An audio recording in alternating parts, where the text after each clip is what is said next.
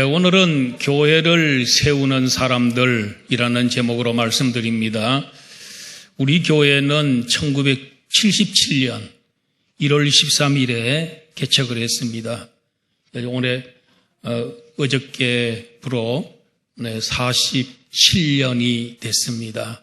이제 3년만 있으면 우리 교회도 희년을 맞이합니다. 50년째가 희년입니다. 희년이라는 말은 50년째 되는 해인데 그 희자가 복희자입니다.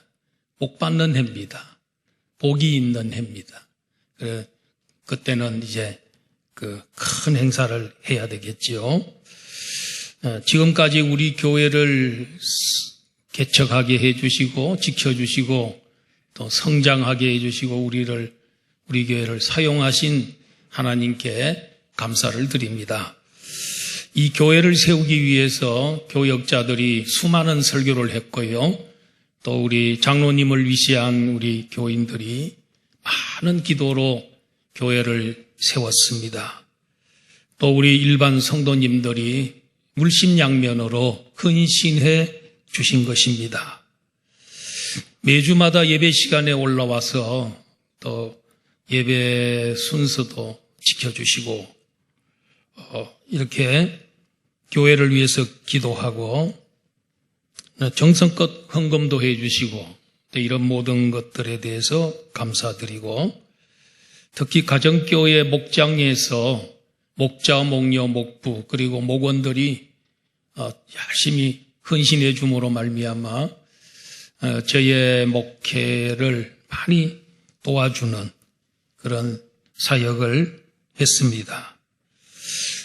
그 모든 거 감사드리고 요즘은 이 교회들마다 주일학교가 굉장히 어려운 상황입니다.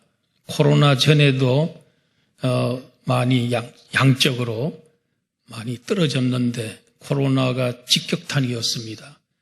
교회들마다 주일학교 없는 교회가 우리 한국교회에서 한 80% 정도는 주일학교가 없다 그래요. 그런 상황 속에서도 우리 교회는 그래도 아직까지는 없어지지 않고 이렇게 하고 있습니다. 참 거기에다가 저출산으로 인해서 더 어려움을 겪고 있습니다.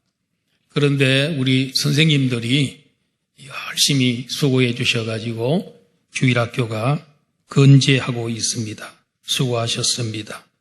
그 외에도 찬양대에서 또 환영팀에서 안내와 차량 봉사로 식당에서 또 각 위원회와 기관에서 헌신해 준 결과가 오늘의 이 안양 북부교회의 모습이라고 볼 수 있습니다. 안양 북부교회도 이렇게 수많은 이 사역자들과 우리 교인들이 교회를 세웠기 때문에 그들 때문에 이 교회가 지금 이렇게 건재하고 있는 것입니다. 오늘 본문에 나오는 예루살렘 교회도 교회가 시험이 들고 위기를 맞이했지만은 그러나 이 모든 것을 좋은 일꾼들이 교회를 세워줬기 때문에 교회가 건전한 그리고 건강한 교회가 된 줄로 믿습니다. 첫 번째로 생각할 것은 문제 발생에 대해서 말씀을 드립니다. 이 세상에 있는 교회는 사탄이 아직도 교회를 공격하고 있는 이 세상에서 존재하는 교회다 보니까 이 교회가 항상 사탄의 공격을 받습니다. 예루살렘 교회도 첫 번째 그들이 받은 공격이 종교 지도자들, 유대교 종교 지도자들과 그 70인 공회원 이분들이 이 기독교를 엄청 미워하고 또 잡아가기도 하고 구금시키기도 하고 그다음에 또 때리기도 하고 그래서 심지어는 죽이기도 하고 그런 박해 속에서 초대 예루살렘 교회가 참 견뎌왔는데 두드러 맞을수록 오히려 더 강력해지고 더 인내하고 그렇게 되자 그들은 또 다른 방법으로 사탄은 교회를 파괴시키려고 했습니다. 두 번째 방법은 아나니아와 삽비라 부부가 교회에서 거짓말을 하고 외식으로 향하고 형식적으로 살고 이렇게 살았습니다.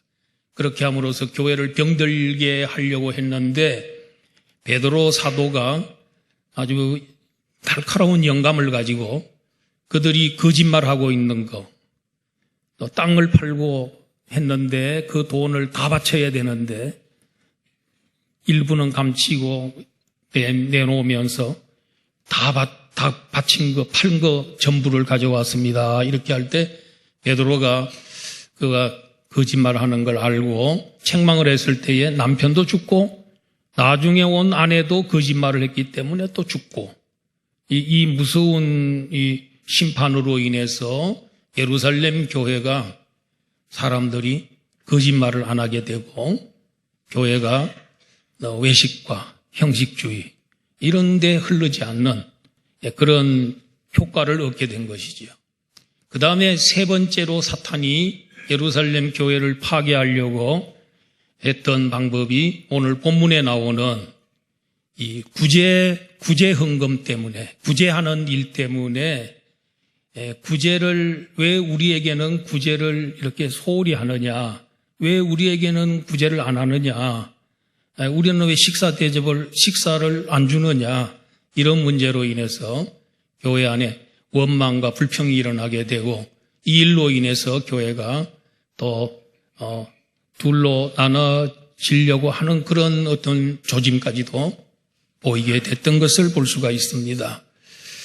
자, 예루살렘 교회는 교인들이 수천 명에서 수만 명이 되는데 두 부류의 교인들이 살고 있었어요. 한 부류는 본토, 가나안 땅 본토 사람들입니다. 이 사람들은 유대교를 원래 믿다가 기독교로 전향한 사람들. 이들의 언어는 아람어였습니다. 히브리어하고 비슷한데 아람어를 썼습니다. 이런 사람을 성경 오늘 본문에는 히브리파 유대인이다. 본토 유대인. 그렇게 표현하고 있고 또 한 종류는 세계에 흩어져 있던 유대인들이 자, 예루살렘에 복음이 들어오게 되고 교회가 세워지고 그렇게 하니까 우리는 예루살렘으로 가서 외국에서 이제 크리스찬이 된 거지요. 외국에서 온 사람들인데 외국에서 온 사람들이 여기 와서 이제 믿게 됐는데 그들은 올 때 그들은 원래 헬라어를 사용했습니다. 히라버지요. 그걸 사용하던 이런 사람들을 뭐라 그랬냐면 헬라파 유대인이다. 그러니까 본토인 히브리파 유대인하고 이민 사회 멀리 디아스포라 흩어져서 살던 사람이 예루살렘에 와가지고 남은 생애를 예루살렘에서 보내다가 예루살렘에서 묻혀야 되겠다. 거기서 죽는 것이 참 좋겠다. 그래서 온 사람들입니다. 이렇게 교회 안에 들어왔는데 두 부류 사람들이 있습니다. 그런데 이 본토 사람들은 그래도 뭐 친척도 있고 또 땅도 있고 이러다 보니까 그런 대로 뭐 생활은 했는데 이제 외국에서 온 사람들, 이민 온 사람들은 그냥 살 길이 막막합니다. 그래서 이들은 교회에서 주는 매일의 한 끼 식사, 그걸 의존하게 됐습니다.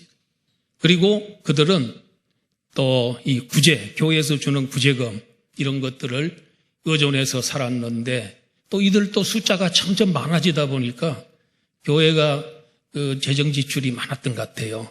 그러다 보니까 이 히브리파 과부들에게는 이게 잘 전달이 되고 잘 되는데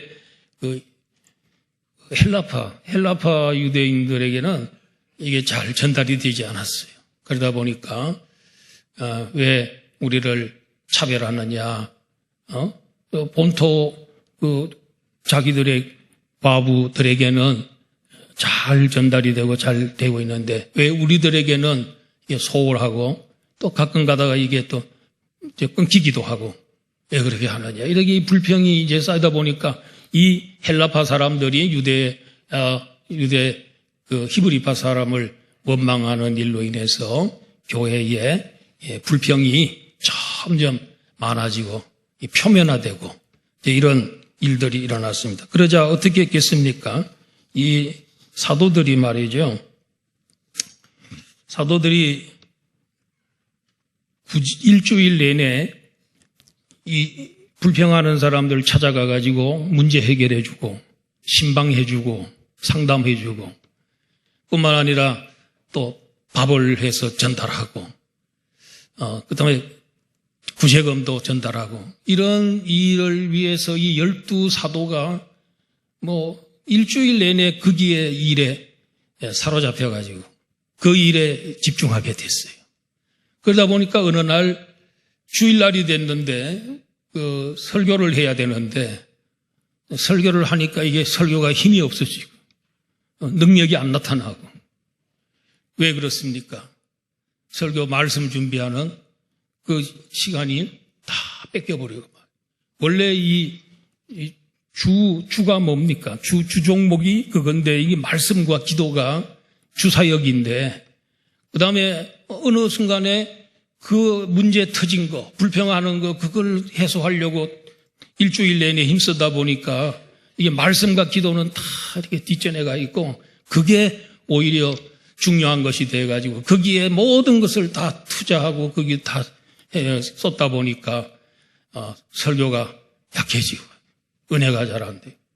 기도가 약해지기 시작하고 이렇게 돼서 교회에게 또 다른 위기가 왔어요. 물질의 구제 문제로 인한 위기보다도 오히려 이 말씀이 약해짐으로 인해서 오는 위기가 여러분 이렇게 더 큰 위기였다. 이렇게 볼 수가 있습니다. 이렇게 해서 이 교회가 지금 상당히 어려워지게 됐습니다.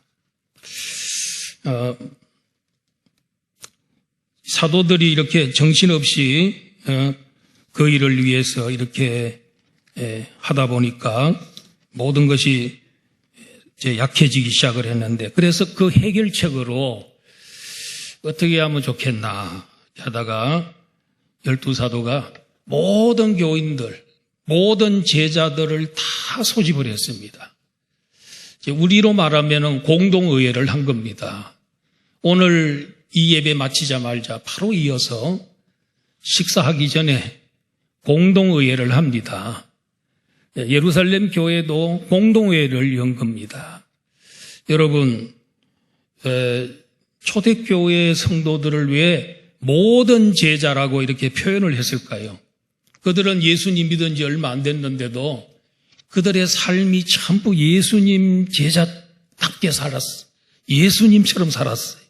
그러다 보니까 초대 예루살렘 교회 교인들은 수천 명, 수만 명이 되지만은 다 제자라 그래도 하나도 손색이 없는 그런 삶을 살았다.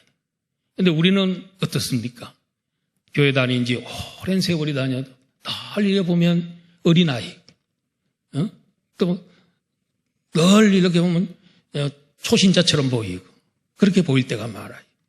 그런데 이 초대교회, 예루살렘 교회 성도들은 그게 아니고 참 몇 달밖에 안 될 수도 있고 그런데도 막 얼마나 예수님을 잘 믿는지 예수님 닮은 제자가 돼요. 그래서 모든 제자를 소집을 하게 되었던 것입니다. 우리 교회도 공동의회는 우리 교회에서 최고의 최종 권위를 가진 의결기관이 공동의회입니다. 공동의회는 세례교인 전체가 공동의회 회원이 되는 것입니다. 숫자가 제일 많습니다. 재직회보다도. 그래서 재직회는 보면 교역자하고 또 목사, 또 장로, 안수집사, 권사, 집사, 서리집사까지 이렇게 재직회입니다. 그리고 그것도 현역들만 재직회원입니다. 그렇게 됐는데, 이제 공동의회는 세례교인 전체니까, 은퇴를 하든 안 하든, 전부 다 망라해서 공동의회입니다. 공동의회에서는 굉장히 중요한 안건들을 다룹니다. 예를 든다면 담임 목사 청빙 문제, 담임 목사 위임을 해줄 거냐 말 거냐 하는 문제, 원로 목사로 인정해 주느냐 안 해주느냐 이런 것, 그 다음에 장로 투표, 안수집사 투표, 권사 투표 이런 것이죠. 그 다음에 오늘 하는 거는 1년의 살림을 결산도 하고 올해 새해 살림을 세우는, 예산을 세우는 그런 중요한 겁니다. 지금까지 공동의회를 하기 전까지 예결산위원회도 모이고 예결산 당회, 예결산 재직회, 그런데 오늘 이제 마지막으로 예결산 공동의회를 거쳐야 정식으로 우리 교회 재정이 확정되는 날입니다. 그 정도로 이 공동의회가 중요합니다. 여러분 오늘 이 공동의회에 여러분 오셔가지고 여러분 공동의회에서 자, 우리 교회가 내가 이렇게 헌금은 했는데 교회가 어디에다가 이 재정을 쓰고 있고 또 어느 헌금이 제일 많이 수입이 되고 또 어느 헌금이 잘 안 되는가 이런 것도 보고 그래서 함께 기도도 하고 감사도 하고 그러기에 교회 재정을 염려하고 같이 걱정하기 위해서 이 모이는 게 공동의회입니다. 공동의회가 얼마나 중요한지 모릅니다.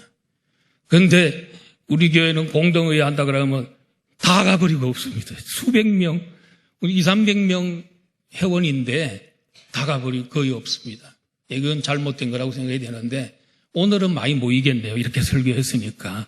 그래서 여러분 18세 이상 되는 세례교인들은 다 회원이라 공동의회 회원이고 이게 교회에서 최고의 마지막 권위를 가진 그런 공동의회가 권위가 있습니다. 그 정도로.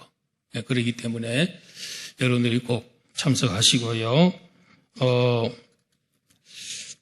이렇게 해서 우리 교회는 재정을 보면은 2023년 결산을 해봤는데 목표 달성은 조금 못했습니다. 몇 천만 원이 부족해서 달성을 못했는데 그런데 교회 어느 교회나 마찬가지입니다. 교회 재정의 3분의 2가 11조입니다. 11조.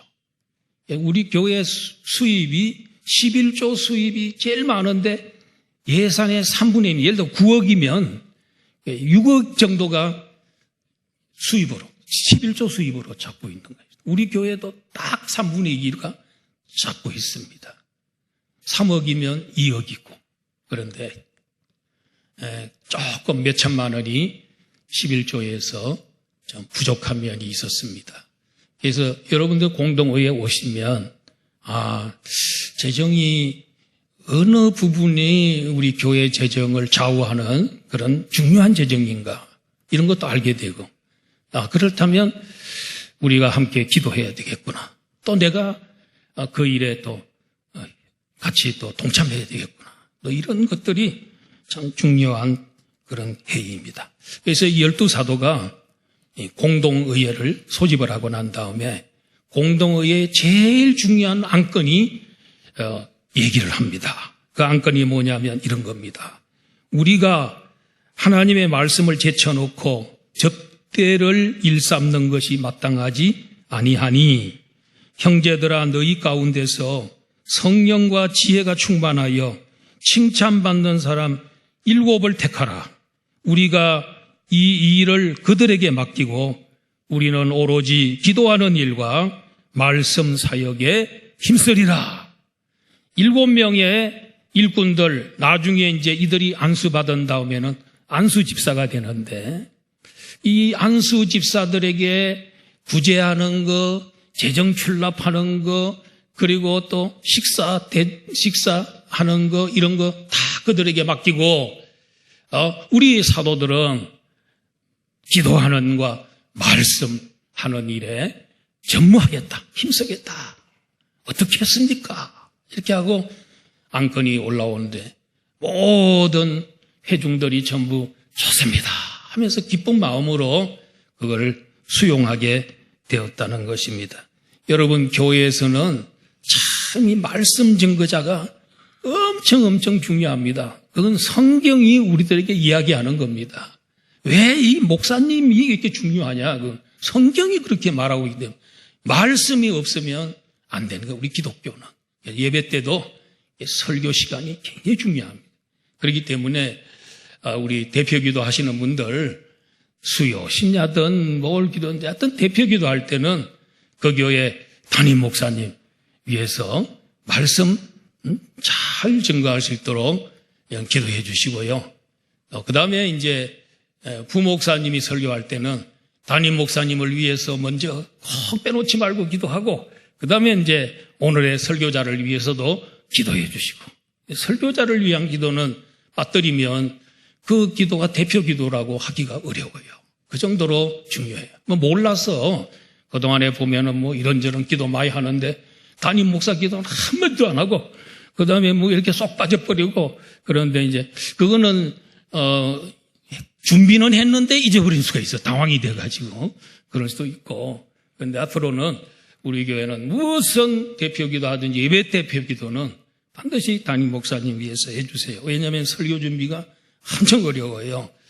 설교 준비가 얼마나 어려웠냐면요. 옛날에 시골에 어떤 교회의 목사님이 설교 준비를 하는데 토요일 날 늦은 시간까지 설교가 제대로 잘 안 돼가지고 끙끙 앓고 있습니다. 근데 목사님이 준비가 안 돼서 어려움을 겪고 있는 그런데 사모님은 옆에서 더 힘듭니다.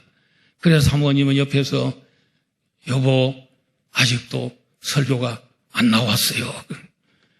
설교가 그렇게 어렵고 설교가 그렇게 쉬운 거예요? 그러면 목사님 설교가 아기 낳는 것보다도 더 어려워요. 그랬어요. 그랬더니까 목사님이 여보 아기 낳는 것보다 훨씬 어려운 게 설교라고. 왜 그러냐면은 아기는 뱃속에 있는 거 낳는 거지만 설교는 없는 거 만들어내려니까 없는 거 만들어서 설교하려고 하니까 얼마나 힘든지 모른다. 그래서 설교가 애 낳는 것보다도 더 어렵다는 거죠. 여러분 여성도님들 일생 동안 아이를 몇 명 낳습니까? 한 3명, 4명 이렇게 낳을 수도 있고 2명 낳을 수도 있고 이랬는데 근데 설교는 몇 번입니까? 저도 이 교회에서 설교한 것만 해도 10,000번 되는 것 같아요. 10,000번 설교에 놀라니까 설교 원고 만들어내려니까 보통 힘든 게 아닙니다. 그래서 새벽 기도 같은 것도 우리 부목사님들하고 나눠서 이렇게 하고 있는데 새벽 기도도 준비 많이 합니다. 저는 우리 부목사님들 다 마찬가지입니다. 그렇기 때문에 무슨 설교든지 이 부담이 되고 아주 긴장이 되고 그래요 항상. 그래서 저도 몇 시간씩 준비하고 또 실제로 새벽기도 하는 날에는 새벽 3시 반에 일어나가지고 또 준비하고 마무리하고 이렇게 해서 이렇게 나옵니다. 설교자를 위해서 기도만 해서. 그래서 설교할 때는 설교자가 시간을 많이 줘야 좋은 설교가 나와요. 뜸을 많이 들이고 그런 설교가 돼요. 많이 나오고 좋은 설교가 나오는 거예요. 기도 시간 많이 들이도록 그렇게 하면 좋을 것 같아요. 7 집사들에게 지금 교회에 문제된 거 다 그냥 일임하고 이 사도들은 이 교역자들은 그냥 기도와 말씀에 전무하도록 그렇게 합시다 했더니 우리 회중들이 그렇게 합시다 하고 해가지고 드디어 이제 뽑기 되죠. 뽑는 거죠. 뽑게 됩니다. 자, 이렇게 우리 교회도 보면 지난 47년 동안에 전 교인들이 역할 분담을 잘 해주셨습니다. 전 교인들이 각자의 위치에서 본연의 사명을 충성스럽게 감당하고 있기에 제가 말씀과 기도에 또 힘쓸 수 있게 되었습니다. 특별히 우리 중직자들이 각자의 역할을 너무 잘 수행하고 있음에 감사드립니다. 그리고 목자, 목녀, 목부들이 목장을 잘 이렇게 섬겨주고 있기 때문에 제가 많은 시간을 제가 말씀과 기도에 전무할 수 있게 되었습니다. 우리 교회도 초창기에 수십 년 동안 신방 목회했잖아요. 그래서 일반 전통 목회 이어받아서 했는데 1년에 봄이 되면은 200세대, 250세대 이렇게 많은 세대들 신방을 다 합니다. 집집마다. 하루에 어떤 때는 10가정, 15가정도 할 때도 있어요. 그럴 때면 진짜 허리가 끊어질라 그럽니다. 설교하다가 좋을 때도 있습니다.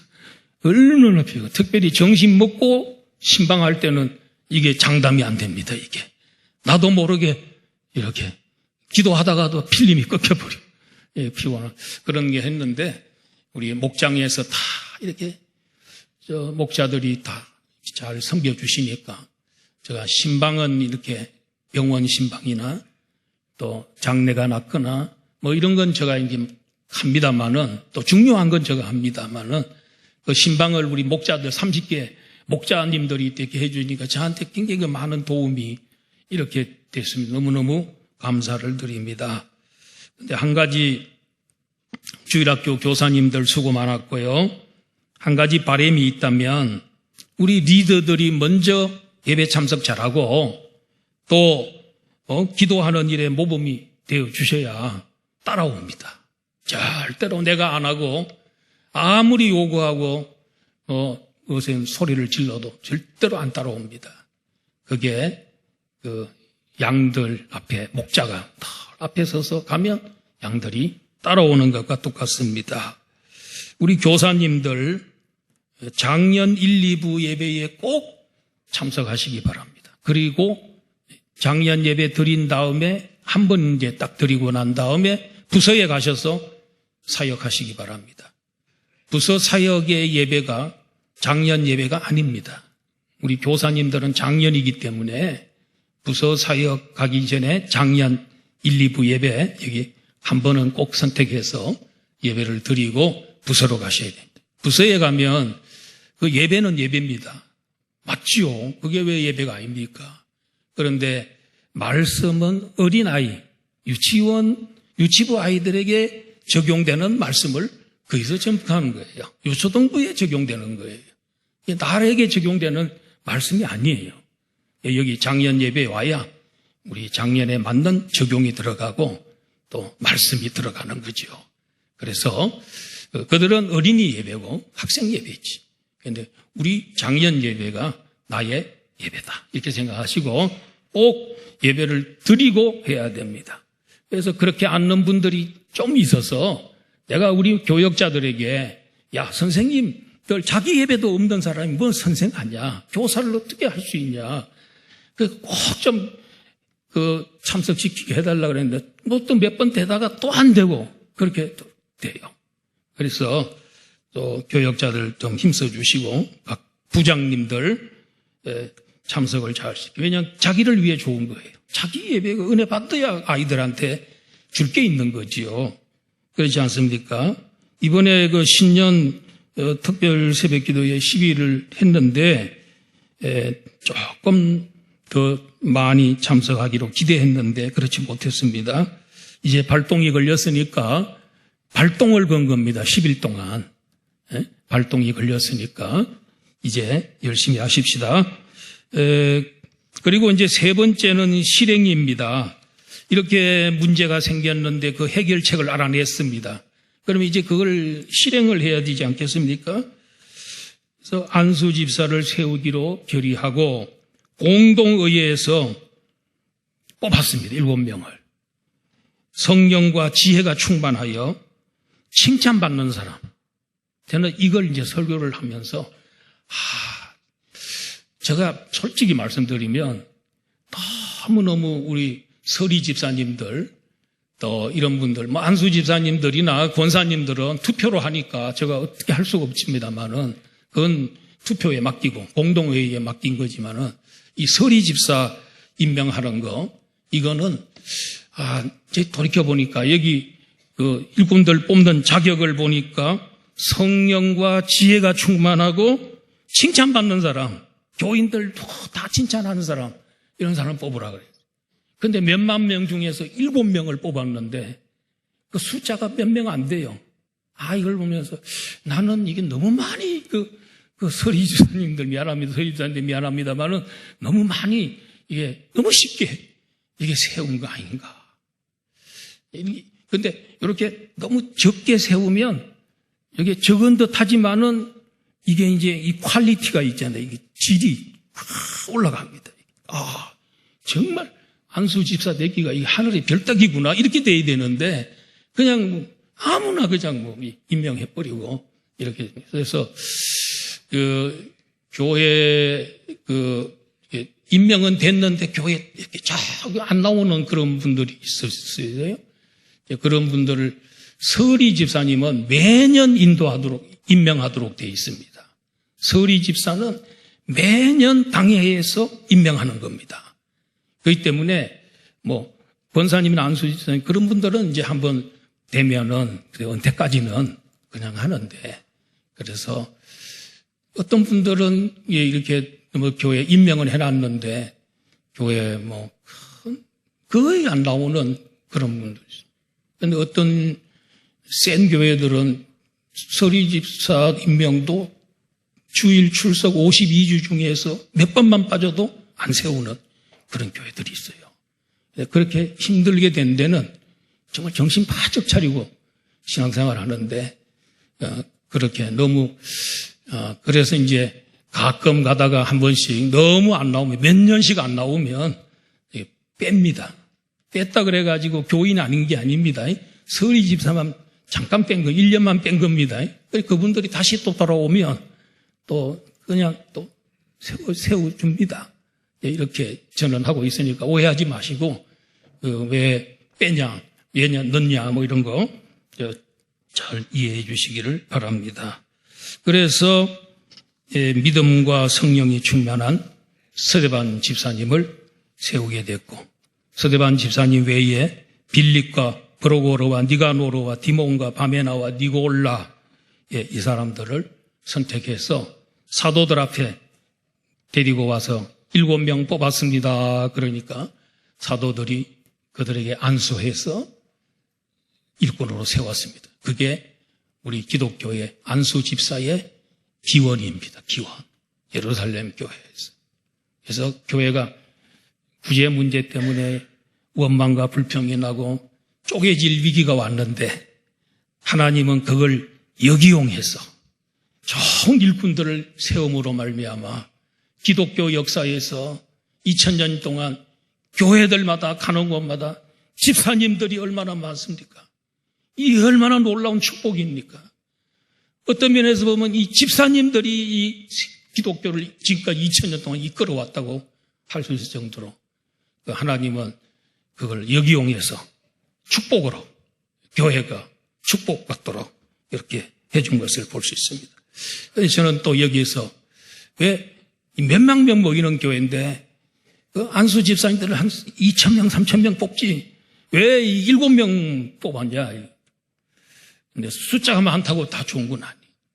몇 명만 딱 해도. 제가 이제 느낀 게 있네. 총회에 가서 느낀 게 있는데 총회에 여러 상비부 말고 여러 부서가 있어요. 위원회 같은 거 있습니다. 특별 부서가 있어요. 거기에 우리 총회 1,600명인데 그런 부서가 몇 개 안 돼요. 한 20, 30개 되나? 그런데 거기에 저걸 넣는데 배정을 하는데 보면은 7명, 4명, 6명 이렇게 쫙 몇 명만 딱 넣어놓는 거예요. 그래서 그걸 통해서 제가 배운 게 있어요. 그렇게 적어야 자기들이 책임감 느끼고 내 하나 빠지면 절대로 안 되는 거네 이렇게 생각하는데 엄청 많이 넣어버리면, 몇백 명씩 넣어버리면, 아이고, 뭐, 내가 빠져도 되겠지, 뭐, 이렇게 생각할 수도 있다는 거죠. 그런 걸 이렇게 7명이라도 부재 문제, 이런 교회 지금 시급한 문제들을 똘똘 뭉쳐가지고 믿음으로 너희들이 참 뭉쳐서 이렇게 충성스럽게 하니까 다 해결됐어요. 그 교회 문제 싹 7명이 다 해결해 버렸어요.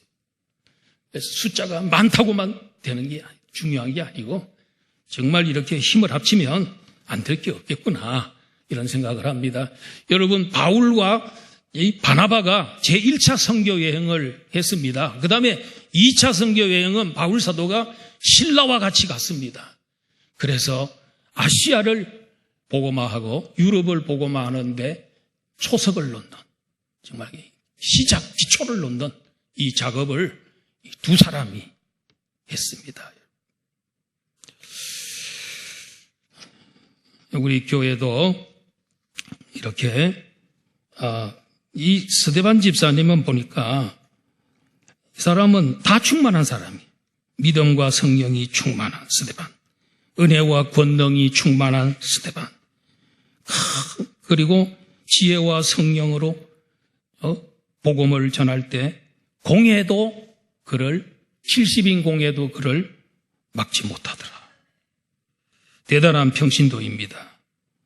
70인 공회원들이 스데반 집사를 쳐다보니까 70인 공회면 우리나라의 국회와 같은 곳이고 대단한 것 같은 곳인데 거기에 와서 신문을 봤는데 스데반 집사가 딱 서 있는데 70명이 전부 스데반 집사를 지금 처벌하려고 보고 있는데 스데반 집사의 얼굴을 보니까 천사의 얼굴과 같더라 그랬어요. 왜 그랬을까? 여기에 충만한 게 가득 차 있어요. 믿음 충만, 사랑 충만, 성령 충만 다 들어있으니까 이것이 밖으로 표출이 돼서 훤해지지 않습니다.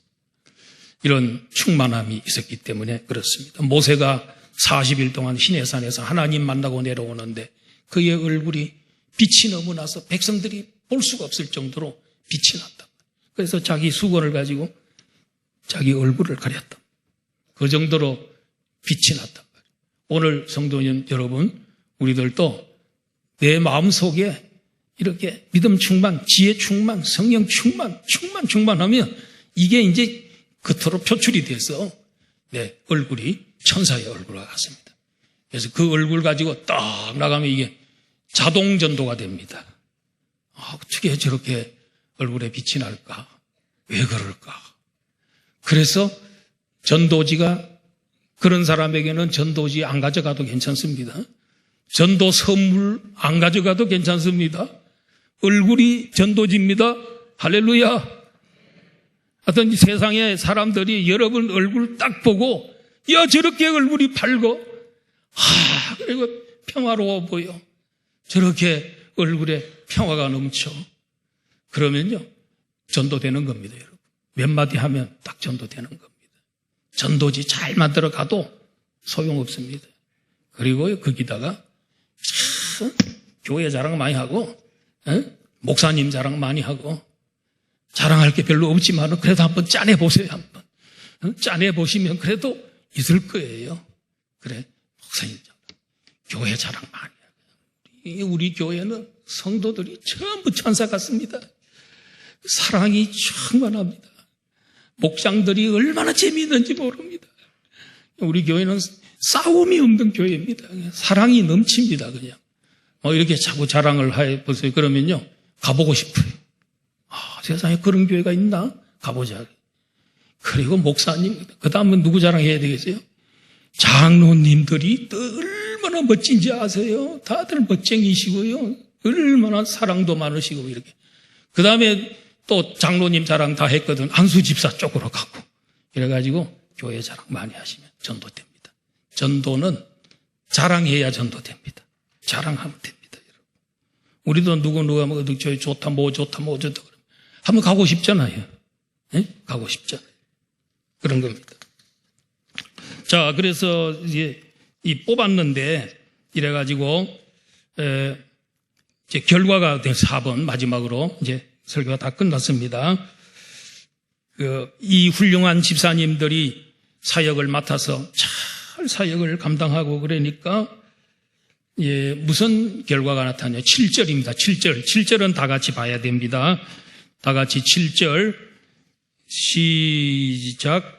하나님의 말씀이 점점 왕성하여 예루살렘에 있는 제자의 수가 더 심히 많아지고 허다한 제사장의 무리도 이 도에 복종하니라.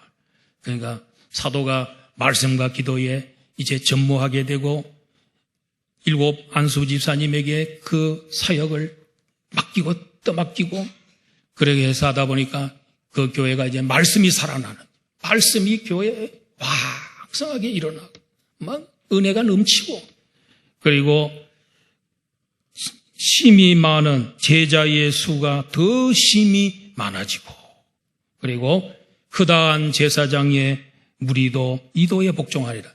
제사장은 유대교의 핵심 멤버들이고 제일 중요한 직분이 제사장인들인데, 이 제사장들이 유대교 버리고 이 기독교로, 예수교로 막 무더기로 왔단 말이죠. 이런 놀라운 일이 이 사역을 통해서, 우리도 교회가 이제 47년 됐는데 여러분 모두가 다 교회를 세우는 사람들입니다. 오늘 이 일꾼들이 잘 세워졌을 때 교회가 세워졌습니다. 우리는 다 교회를 세우는 사람들입니다. 각자의 직분과 사명에 충성하시기 바랍니다. 그리하여 내년 48주년 때에는 엄청난 부흥과 풍성한 열매가 있는 또 우리 설립 주간이 되기를 바랍니다. 그러기 위해서 믿음 충만, 은혜 충만, 지혜 충만, 성령 충만하시기를 주의 이름으로 축원합니다. 아버지 하나님 감사드립니다.